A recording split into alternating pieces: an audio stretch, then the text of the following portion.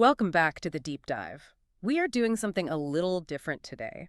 Usually we take a specific event, the collapse of a bank, a scientific breakthrough in gene editing, or maybe a historical figure, and we unpack it. We look at the story inside the story. But today, we are looking at the machine itself.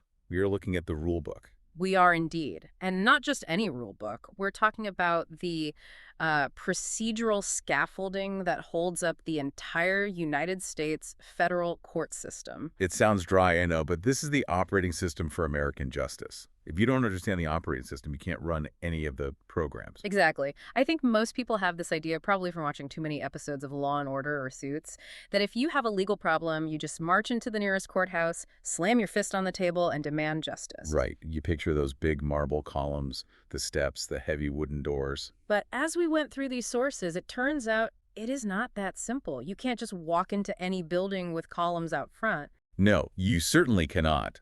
The legal system is incredibly territorial.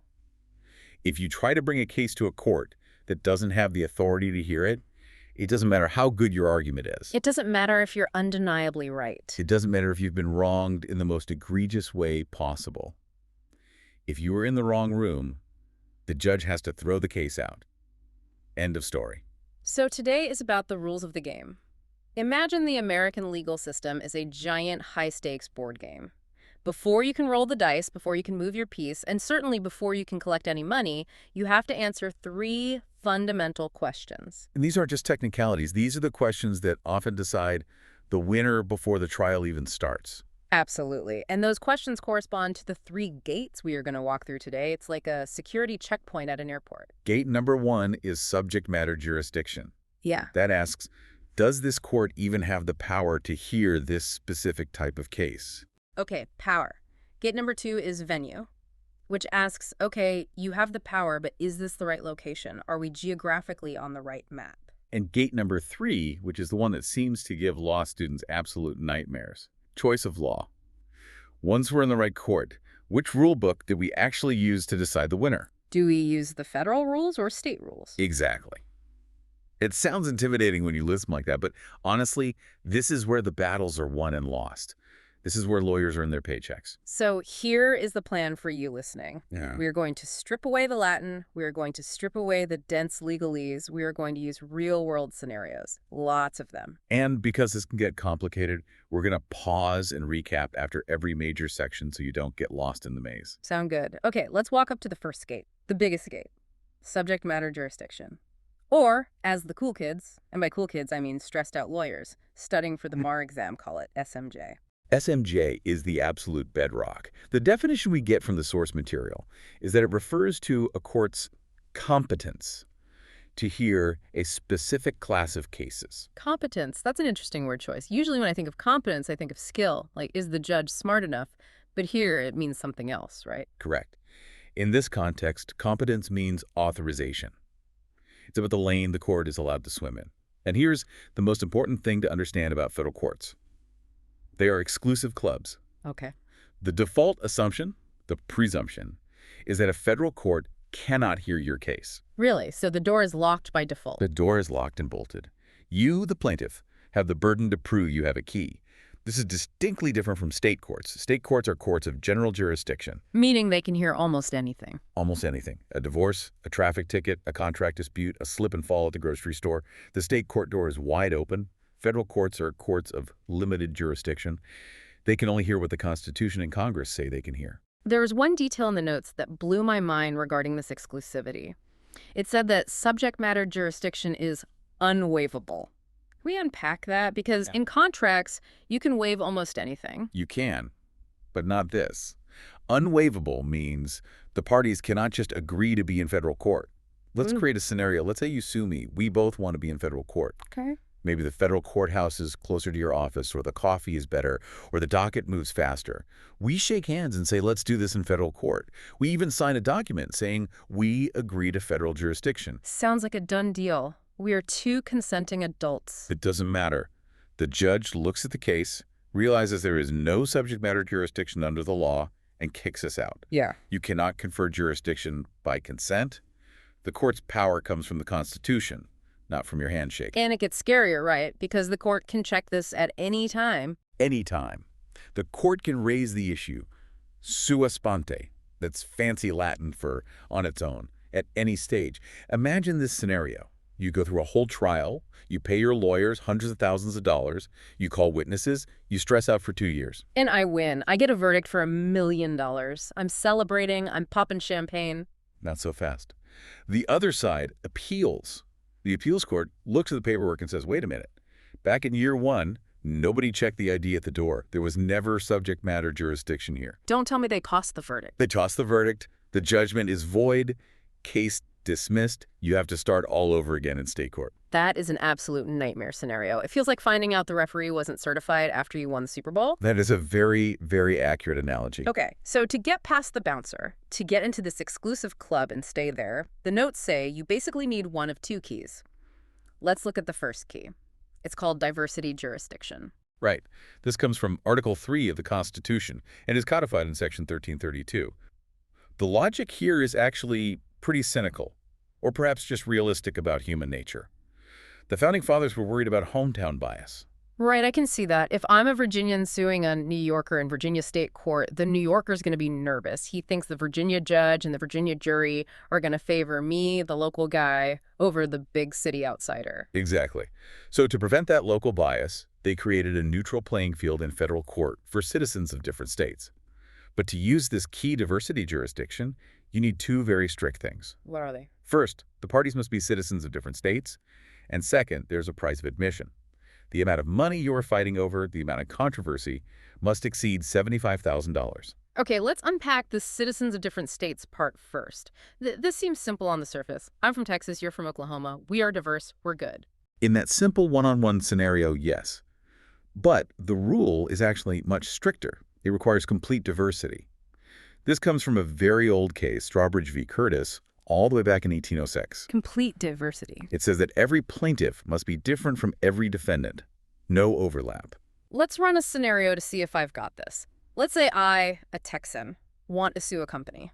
The company has a guy in Oklahoma I want to sue, but they also have a manager in Texas I want to sue. So it's me, Texas, versus guy, Oklahoma, and manager, Texas. Diversity is destroyed. Just like that. Just like that. Because you have a Texan on the left side of the verses and a Texan on the right side of the verses, the federal court says no entry. It doesn't matter that the Oklahoma guy is involved, or it doesn't matter if the Oklahoma guy is the main bad guy. One match ruins the whole batch. That seems incredibly strict. Yeah. Is there any wiggle room? Almost none for a standard case. There are rare exceptions for things like interpleader, which is a fancy legal mechanism for figuring out who owns a specific pot of money, or massive class actions, specifically under the Class Action Fairness Act for cases over $5 million. So for the big cases. Right.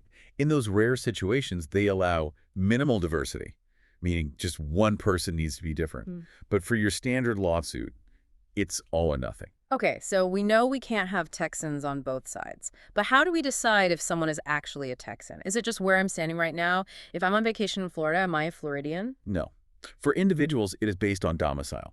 Domicile is a specific legal concept. It is 2 things combined: physical presence in a state, plus the intent to remain indefinitely. Intent to remain, that's the psychological part. Exactly. It's what's in your head. If you go to Disney World in Florida for 2 weeks, you are physically present.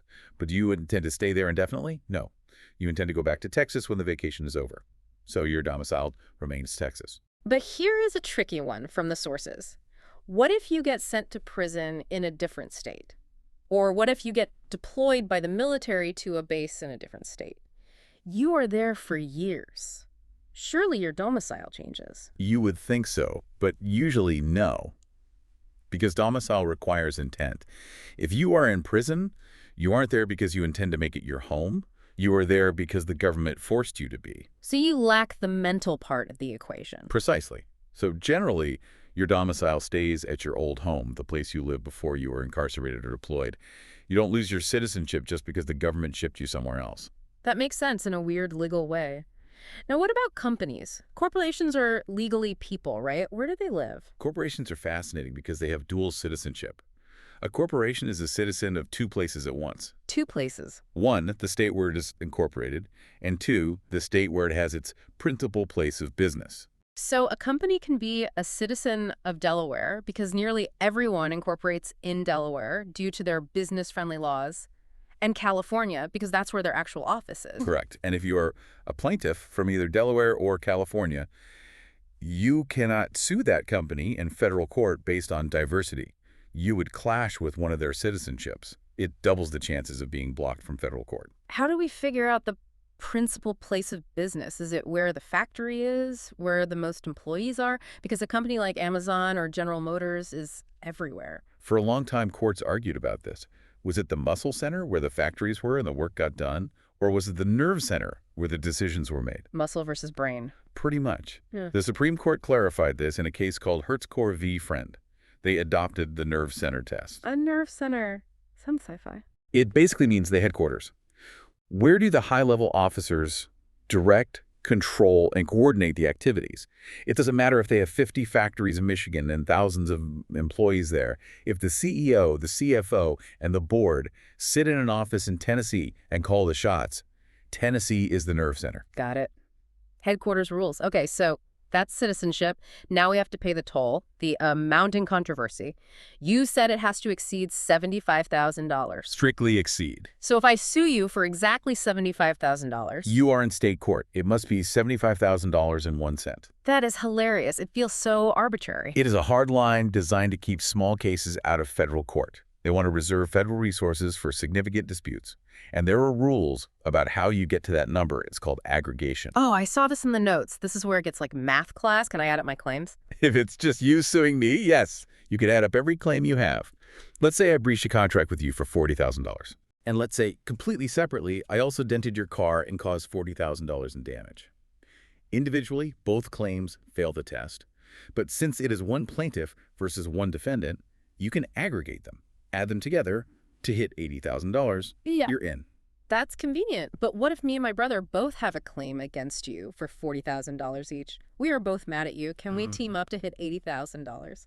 Generally, no. Multiple plaintiffs cannot add their claims together to reach the threshold unless they have a common undivided interest, which is rare legal phrasing for owning a single thing together, like a piece of land. So it's not very common. Not at all. So usually, every single plaintiff needs to bring their own $75,000 ticket to the party. Tough crowd. Okay, so that is pathway 1, diversity. Diverse citizens, big money. Now pathway 2, this one seems simpler. Federal question jurisdiction. In some ways, it is simpler. This is Section 1331. It grants jurisdiction to cases arising under the Constitution, laws, or treaties of the United States. So if I'm suing because you violated my First Amendment rights, or you violated a federal anti-discrimination law or a federal patent law... That is a federal question. Come right on in and notice the difference. There is no price tag. You can sue for $1. If it's a federal right, the federal court wants to hear it. But there is a catch here too, isn't there? The well-pleaded complaint rule. This sounds like something out of a creative writing class. It is a crucial filtering mechanism. It means the federal issue must be part of your claim, the plaintiff's claim. It cannot just be an anticipated defense. Explain that. How can a defense not count? A classic case, and this is a sad story, is Louisville and Nashville Railroad v. Motley. It goes back to the 1870s. The Motleys were injured in a train crash. It was a bad crash. Okay. To settle the claim and avoid a lawsuit, the railroad gave them lifetime passes to ride the train for free. Sweet deal, especially in the 1800s. It was, until 1906 when Congress passed a law forbidding free railroad passes. They did this to prevent bribery and corruption. The railroad looked at the new law and said, "Sorry, Motleys, our hands are tied. No more free rides." Okay, so the federal law is the absolute center of this fight. It's the whole reason the passes were canceled. You would think that makes it a federal case. The Motleys sued for breach of contract, which is a state law claim. But they argued in their complaint, hey, the railroad is going to try to use this federal law as an excuse, but that law shouldn't apply to us because of our prior contract. So they brought up the federal law in their complaint. They wrote it down. They did, but they brought it up as a response to what they thought the railroad would say. The Supreme Court said no. They said your actual claim is breach of contract. That is state law. Wow. The fact that the defense relies on federal law doesn't give you a ticket to federal court. The federal question must appear on the face of the plaintiff's own cause of action. So you can't sneak into federal court by saying, I know the other guy's going to talk about the Constitution. Exactly. The court only looks at your cards, not the cards you think the other guy's holding. All right, let's pause. That was the first gate, and it was a heavy one. Let's do a recap. Let's do it. Recap number 1. The power check. To enter the federal court system, you must unlock the gate of subject matter jurisdiction. First, you cannot just agree to enter. The court must have the power, or it will kick you out, even years later. That's the unwaivable part. Super important. Second, there are 2 main keys. Key 1 is diversity. That means citizens of different states remembering complete diversity and the nerve center test, plus a claim strictly over $75,000. Right. Key 2 is federal question. The case arises under federal law, and that federal issue must be in the plaintiff's main complaint, not just an anticipated defense. Perfect summary. You have passed the first gate. Okay, moving on to Section 2. We are in the system now, but the game isn't static. Sometimes players want to switch teams or add new pieces. This brings us to removal and supplemental jurisdiction. Let's start with removal. This is the ejector seat for defendants. I like that image. So usually the plaintiff creates the lawsuit. I choose where to file. I file in state court because I like the judge or it's close to my house. Right. You are the master of the complaint. But if you file in state court, and the case could have been filed in federal court, meaning it meets the diversity or federal question criteria we just discussed, then the defendant gets a say. the defendant has a right to say, no thanks, I'm moving this to federal court. Why would they do that? Why go through the hassle? Strategy. Pure strategy. Often, defendants prefer federal court. It's viewed as more neutral. The judges are appointed for life, so they aren't worried about re-election. The procedural rules are more rigid, which often helps big corporate defendants. And it avoids that whole hometown advantage thing. Exactly. It avoids the local bias a plaintiff might have in their local county court with a local jury. But there is a trap here, too, the home state defendant rule. Yes. This applies only to diversity cases. Remember, the whole point of diversity jurisdiction is to protect an out-of-state defendant from local bias. Right. If I'm from Texas and I sue a New Yorker in Texas state court, the New Yorker is the outsider. He might be afraid the Texas judge will favor me, so he removes it to federal court. That makes sense. Exactly. But flip the scenario. Let's say you are from Oklahoma. You come down to Texas and sue a Texan defendant in Texas state court. Okay. There is diversity. I'm Oklahoma. He's Texas. $100,000 claim. It meets the criteria. It meets the criteria for original jurisdiction. However, if the defendant, the Texan, tries to remove it to federal court, he cannot. The rule says if the defendant is a citizen of the state where the lawsuit was filed, he cannot remove it. Because he's already home. Exactly. He doesn't need protection from local bias. He is the local. He has the home field advantage. So the federal rules say, you don't need our protection. You are stuck in state court. That is a fascinating nuance. So you can be diverse enough to be in federal court, but blocked from moving to federal court depending on where you are. It's all about who needs the protection. And there's a time limit on this ejector seat, right? Oh, for sure. It's strict. 30 days. You have 30 days from the moment you are served with the complaint to file your notice of removal. If you wait 31 days, you are stuck in state court forever. Speed matters. Okay, that's moving the case. Yeah. And what about adding to it? Supplemental jurisdiction. This feels like the sidecar rule. That is a great analogy. Imagine you have a motorcycle. That's your main federal question claim. Let's say a civil rights violation. It has a ticket to ride on the federal highway. Okay, got my motorcycle. But you want to bring along a passenger, a state law claim that doesn't have a ticket. Can I attach a sidecar and bring the passenger anyway? Usually, yes. The test comes from a case called United Mine Workers v. Gibbs. Mm-hmm. The test is, do the claims share a common nucleus of operative fact? Common nucleus of operative fact. That sounds like something from a physics textbook. In English, please. Did they happen at the same time and place? Are they part of the same story? Are the witnesses the same? Do they come from the same, nucleus? Okay, let's use a scenario to ground this. I sue my boss because he fired me based on my race. That's a violation of federal civil rights laws. Federal question. I'm in. Right. The motorcycle's on the highway. But when he fired me, in the heat of the moment, he also punched me in the face. I want to sue him for battery. Battery is a state law tort. It's not a federal issue. Normally, a federal court wouldn't care about a punch. Right. So normally, the battery claim has to stay in state court. But think about the trial. You would have to call the same witnesses, the people in the office who saw it. You would have to tell the same story about the firing. So it would be incredibly inefficient to have 2 separate trials. Exactly. One for the firing in federal court and one for the punch in state court. So the federal court says, bring the sidecar. They exercise supplemental jurisdiction over the state claim. They say, we will handle the punch, too, since we are already handling the firing. Does the judge have to take the sidecar? No. It is discretionary. If the state law issue is really complicated, like if it involves a weird, untested area of state law, or if the federal claim gets dismissed early on, the judge can say, you know what, take the sidecar back to state court. I'm just dealing with the motorcycle. Got it. Efficiency, but with limits. And there is one big warning label on supplemental jurisdiction, though. It's complicated, but in diversity cases, the plaintiff usually cannot use supplemental jurisdiction to bring in claims against new parties if it would break diversity. So you can't use the sidecar to sneak a non-diverse person into a diversity lawsuit? Precisely. Congress closed that loophole. If the motorcycle is running on diversity fuel, the rules are stricter because they don't want you undermining the complete diversity requirement we talked about earlier. Okay, time for recap number 2. Let's hear it. Recap 2. Moving and adding. Removal is the defendant's power to transfer a case from state to federal court, provided the federal court could have heard it originally. But remember the trap. Right. Beware the home state defendant rule. You can't remove if you are sued on your home turf. You're already home. And supplemental jurisdiction allows a federal court to hear related state law claims if they come from the same common nucleus of operative fact, the same real-world event. It's like Velcroing extra claims to the main case for efficiency. Spot on. All right. We are through the first gate of power. Now we are at gate number 2. Venue. The map question. This is a distinction that confuses even law students. Jurisdiction is about the system state versus federal. Can the federal system hear this? Venue is about which specific courthouse. Right. Just because the federal courts can hear a case doesn't mean you can hold the trial in Hawaii if everyone lives in Maine and the accident was in Maine. Exactly. That would be unfair. Yeah. Venue rules exist to protect the defendant from being dragged to a random, inconvenient place. The general rule is in Section 1391.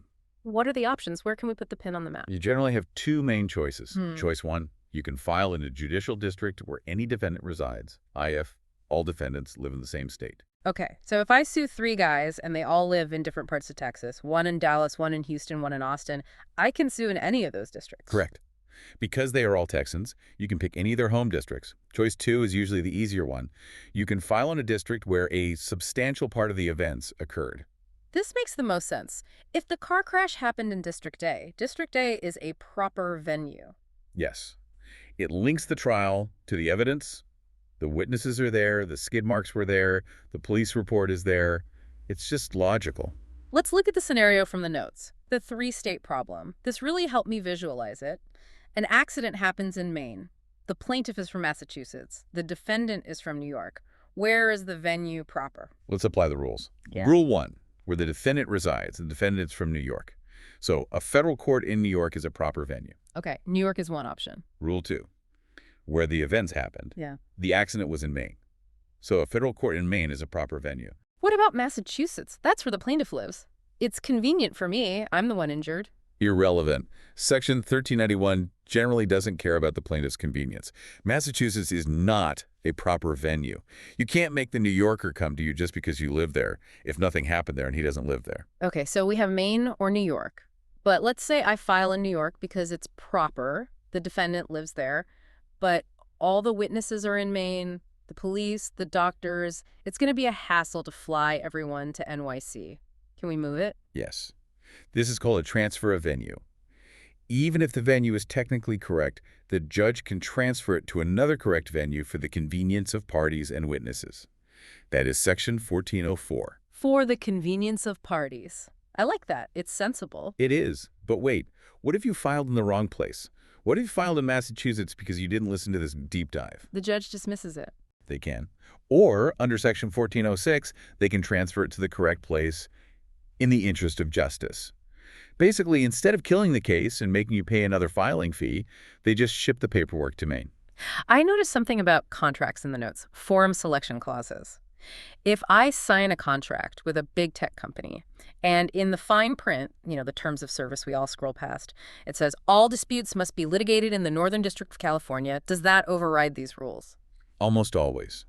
The Supreme Court says courts should honor those clauses unless they're wildly unreasonable. So if you clicked agree, you just agreed to their venue. You waived your right to sue them in your hometown. Read the fine print, folks. Or, let's be honest, we're not going to read it. Just know you're probably going to California. Okay, recap number 3. Go for it. Recap 3. Location strategy. Subject matter jurisdiction is can the system hear it? Venue is which courthouse? A crucial distinction. Venue is proper where the defendant lives or where the events happened. You can't just pick a court because you like the scenery or the plaintiff lives there. Right. And if you pick a convenient but legally correct spot, the judge can transfer you. If you pick a wrong spot, the judge can dismiss you or transfer you to save the case. Excellent. Now, we approach the final gate, the most mysterious and philosophical gate of them all. Gate 3. Choice of law. The Erie Doctrine. I can hear law students trembling in fear already. Why is this one so scary? Because it forces us to deal with the dual nature of our government. We have state governments and a federal government, and they both have laws. The Erie Doctrine asks, when they clash, who wins? Let's set the scene. We are in federal court, usually because of diversity jurisdiction, so we have a Texan suing an Oklahoman in federal court. Okay. But the claim is a state law claim like negligence or breach of contract. Congress hasn't passed a law about how to drive a car safely, so we are looking at state negligence rules. The question is, which rule book do we use? Do we use the federal rules or state rules? The answer is the Erie split. And to understand it, we have to look at the case.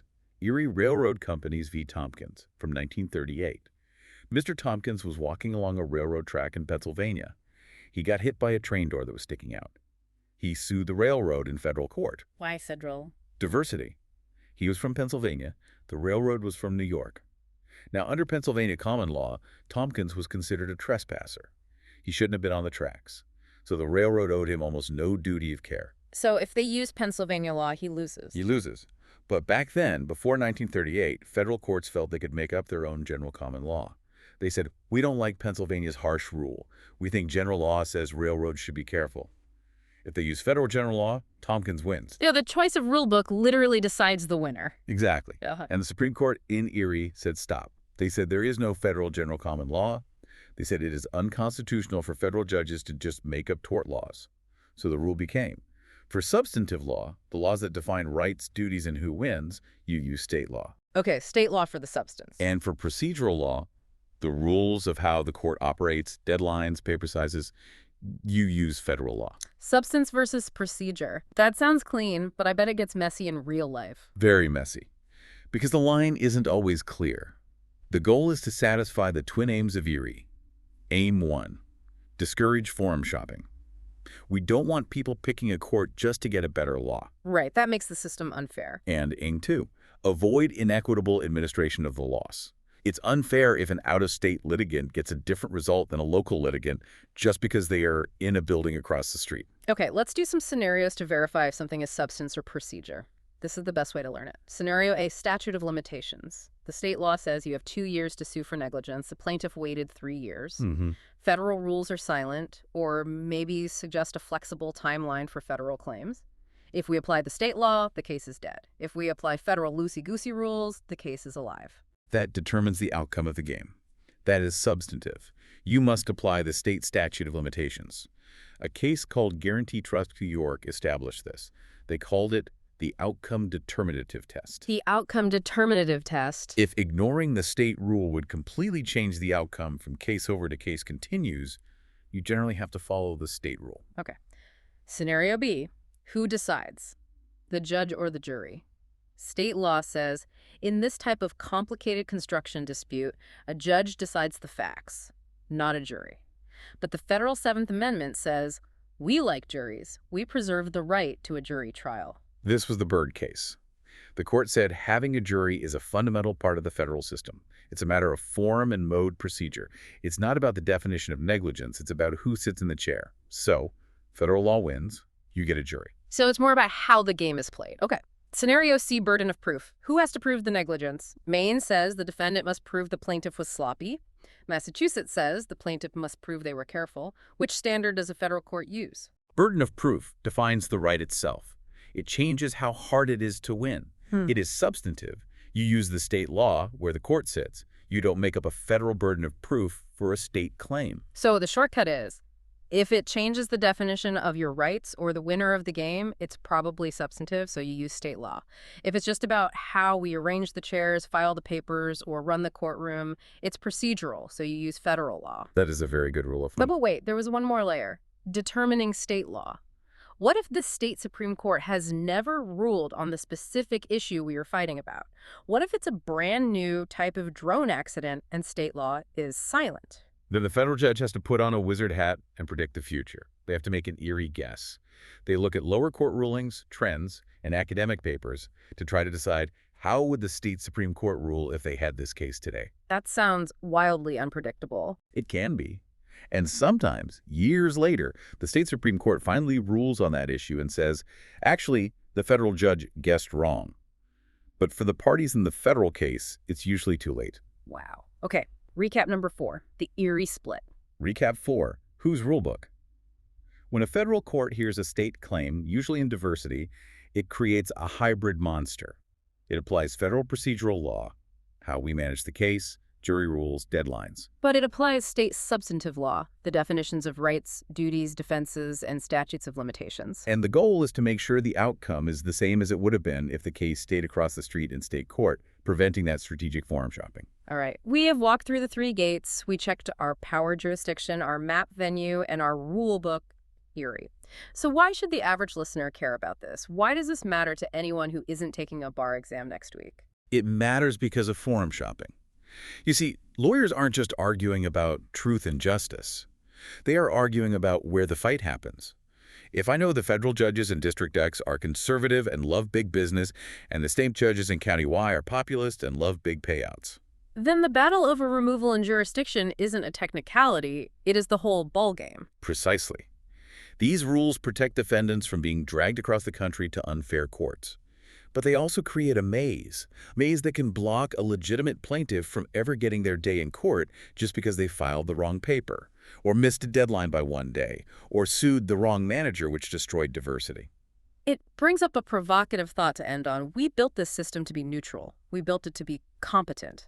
But looking at how complex these rules are, domicile tests, nerve center tests, supplemental jurisdiction discretion, eerie guesses. It makes you wonder, does this elaborate rule book protect fairness? Or does it just favor the side that can afford the lawyers who know how to navigate the maze? That is the enduring question of civil procedure. Procedure is meant to be the handmaiden of justice, helping it along, but sometimes it becomes the master. Deep thoughts for a Tuesday. Thank you for walking us through the gates. My pleasure. And thank you for listening to The Dive. Now, when you pass a courthouse, you'll know it's not just a building, it's a game board with very specific rules. See you next time.